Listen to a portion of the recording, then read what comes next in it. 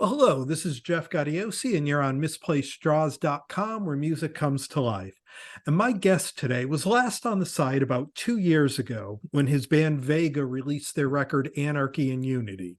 But the band is back with a bit of a tweaked lineup, and they're about to release their eighth studio album, just a monster of a record called Battlelines. From Vega, please welcome back Nick Workman. Welcome, Nick. Hello, thank you. Good intro. So now, Vega, you guys are always evolving. I mean, on the last record, you brought in Pete Newdeck on drums and Billy Taylor on guitar. But Yeah. for Battle Lines, your co-founders and co-writers, James and Tom Martin on keys and bass, both Mm, left the band. they First did. off, what led to them leaving the band that you guys all started together? The real work got in the way, Mm, basically. As you know, with kind of we do a lot of gigs and a lot of them fall over weekends. And Tom and James have their own business aside from Vega, which is over weekends, and they have to pay for what they do as well, whether they do it or not. And it was just basically meant that Vega was costing them money mm, to do it. And you can't, when you have kids and you've got bills to pay and, a family to look after, it was making it less enjoyable for them because it was just becoming a stress, and it was that simple. I mean, there's no other issue other than that. I mean, I had a good long chat with Tom the other day. We were just mm. talking and just having a chat about him, what they've been doing, and even in my thanks list in the credits of the album, I thank them and I put in there to be continued. Yeah. Dot dot dot dot. Mm, Because I'm sure we will do again at some point, mm. work again together. Now, many already knew Pete from his work with Eden's Curse and Blood Red Mm. Saints and Paul Diano and a million others. Yeah, So, in he's a addition to he's a whore. drums, He's a musical whore. Is that man? yeah, he's known as a great writer and producer. So, He when is. James and Tom left, did you reach Mm. out to Pete to help with the writing, or was it just a natural next step? Yeah, when Tom and James initially took a hiatus and we were doing this European tour with Magnum, I kind of already had an inkling that it was going to be more of Mhm. a permanent situation. And we just spoke on tour and said, you know what, we'll start writing together pretty soon after that tour's finished. And we did. Um, the first two songs we wrote are "Gotta Be You" and "Don't Let Them See You Bleed," which are two cracking songs. Yeah. They're very reminiscent of Vega. Um, so yeah, it wasn't even really a big conversation. We just said, well, we're still carrying on. I wrote every song that this band's ever done, other Mhm. than sort of like a Def Leppard song here and there. But I've got I still love doing it. I'm still passionate about doing it. So yeah, it was never even on the horizon of giving up. So we just spoke, yeah, let's just get cracking. Let's get writing. Yeah. And for the record itself, you've always Mm, brought in a lot of different influences, and not just from the yeah, hard rock world, but a little of everything. And I yeah, think with Battle Lines, it's funny because I think it's your hardest record. I think it's your biggest mm, guitar record, but you also have these great sing-along choruses and melodies mm, that pull in from other influences. yeah. What did Pete bring to your writing too that let you kind of open up to that?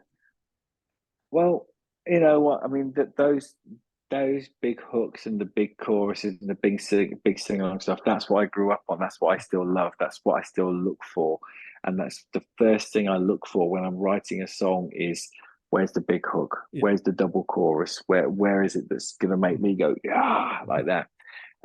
Pete is of the same sort of thought pattern as myself. With this album, more though than any other previous album, and it's not that I wasn't open to other vocal ideas before. No one just came forward with Mhm. them really. But with this one, Pete would start off with the music. And it would be a blank canvas. I would go in there with my vocal melodies and lyrics and what have you. And then when I go to the studio with Pete, it would just be him and me in there. And, I'd be chucking musical ideas, but he'd also be saying, why don't you try this note? Why don't you try that note? And then Pete would also have chorus melody ideas as well. And even though I had a chorus melody idea, I'd be like, yeah, that's actually better than mine, Pete. Let's go with that. You know, Yeah. or we try it and we both be like, okay, yeah, let's go back to the other one. Yeah. Let's go back to the original one. So it was, we just had such a good chemistry work on stuff that we just wanted the songs to be the best song possible. You Mm. know, it really was that simple. What is going to make this song, the best it could be? Mm. And I've always been a big fan of your lyrics and your writing. And on Thanks. this record, I think far and away, and it probably could be my favorite Vega song, is 33s and 45s. Yeah, a lot Just of people are saying that. Cool. well, 'cause I think it just really strikes a chord with all of us who are doing this because we Mm, love music. I mean, yeah. what is it about that and, kind of holding that vinyl in your hands that still resonates with you now? You know what? When I was a kid, it wasn't even just a vinyl. You get a new album and that smell I'd be, a lot of people be sniffing coke. I'd be sniffing album covers, you know, you know, and it was that fresh ink, on cassette covers. You look at the side of a cassette, you could always tell a Fold it Geffen out. label. Yeah, but you could always check the spine. You always knew it was Geffen, the big red light writing and the logo. But albums then is like you'd listen to an album from start to finish in the order that they wanted it to be listened Mhm. to. The band, you'd look at the credits, you'd be reading the lyrics, you'd be looking who took the bloody photos, the thanks lists, and all sorts of crap. That was part of the fun. That was part of the experience, and that's gone. And that's look, um, streaming is far too convenient not to do. It just is. I Mhm. get that. But there's actors and writers on strike at the moment around the world because of streaming services not paying, Yeah. what they should be, etc. But as musicians, we're screwed. We don't have that luxury of being able to do that, And but I'm not going to be a hypocrite and say I don't do the streaming thing. I don't have a problem with it. I have a problem with the pay structure of it.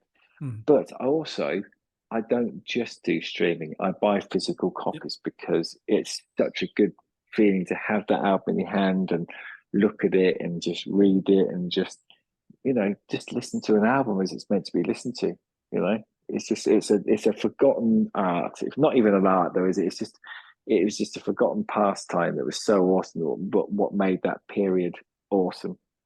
Well, and it's funny though, but I think you were right that it is an art because one of the things I talk about a lot on this site with bands is the sequencing of a record. Yeah, Listening absolutely. to it and just the journey it takes you on, the highs and lows, it'll bring all the way up in the middle of the record and then start to come down again. And Mm. you lose that with streaming, but again, listening to your record here, you go on that journey when you listen to the whole thing. Yeah, exactly. I mean, but when we sequence a record, you sequence it like a gig. Mm. I mean, back in sorry, I look really comfortable. I've got a cushions. I'm chill like that, but I'm comfortable. Yeah, because you do it as a gig. You think, and back in the day in the 80s or 90s, you always knew that track 3 or 4 was going to be a ballad. Yeah. You'd have that vibe, wouldn't you? But no, it's. I think it's how a band sequences the album. It's really important to listening to it in that order because it makes sense to have that. That's you don't watch a film that someone's done and just watch it from the end to the beginning, unless Mm. it's Memento by Christopher Yeah. Nolan. Then you probably would. But you know what I mean. And so it's just, all these people that press shuffle. I'm like, oh, Yeah. what are you doing? Yeah. I completely agree. And with all the changes that Vega's gone through over the years, Mm, it's interesting that the music has never suffered for it. no. Really, since Who We Are in 2016, I think every Mm, record has gotten better, it's gotten stronger, even when the band has changed. Was yeah. there ever a point where you thought like, okay, this is one change too many, let's just scrap it and try something different? Or was it always just keep your head down and keep going? The thing is, there was a lot of talk when Tom and James left that, oh, how can they keep going there? Mhm. That they're the main songwriters. Like, I was a little bit offended by that, Yeah. thinking, no, actually, I wrote every Yeah. Vegas song that we've ever Mm. done. The vocals, the lyrics, etc., and even some of the music. So I was like, yeah. Mm. But the main reason for carrying it on and not stopping it is kind of that because I wrote the songs Why the hell shouldn't I Yeah. perform them? I love those songs. I'm passionate about them. Those songs are my therapy. They're my medicine. They've come from me because I am a very positive person, and which I kind of brought into each interview because it's very important to state that because I'm positive because of the music, of Mhm. how it affects me in a good way. Yeah.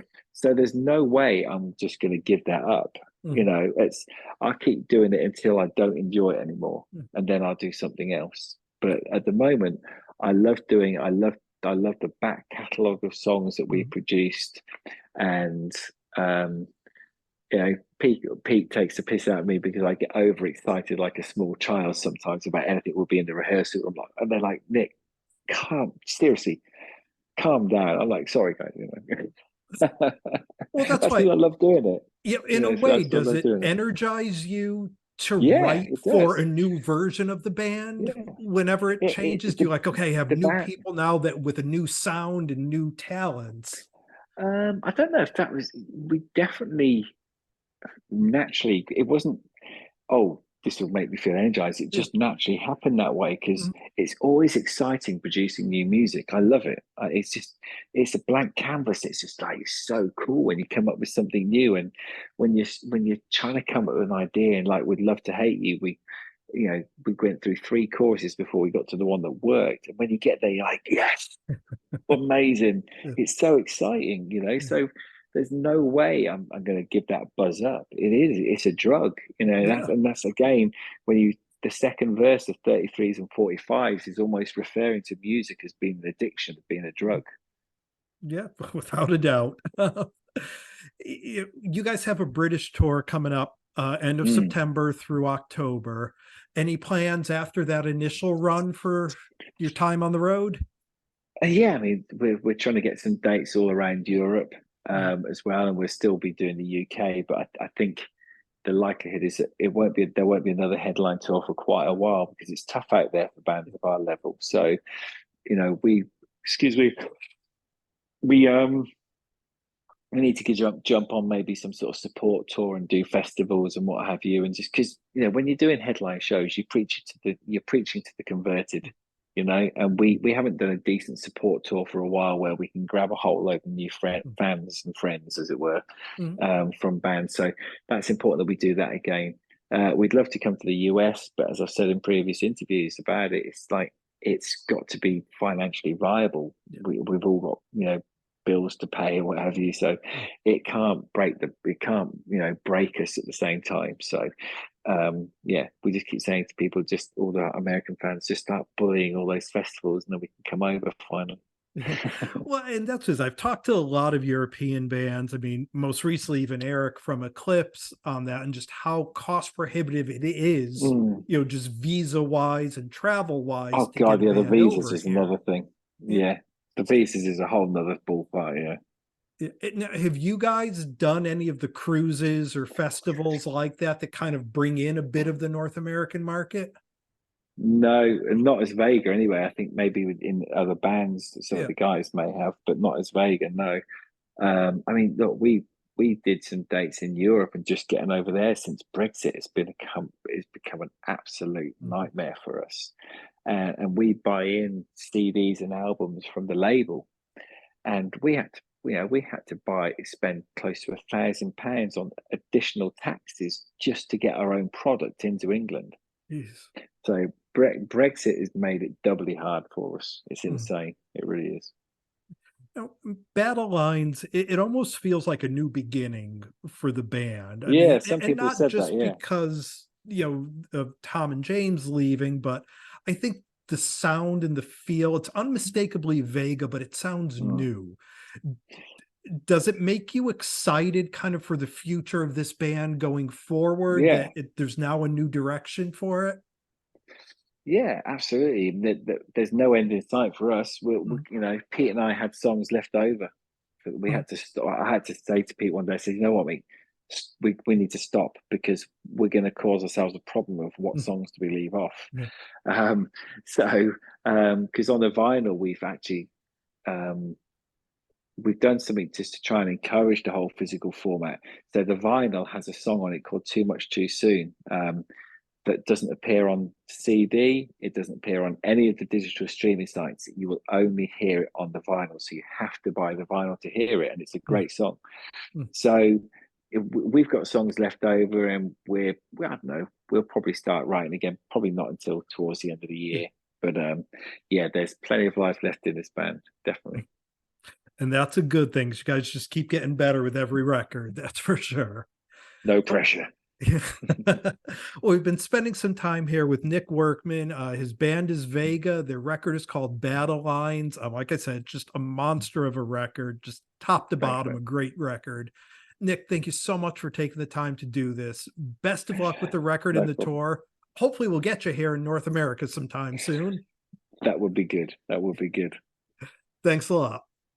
Thanks, man. Take it easy. Bye-bye. Bye.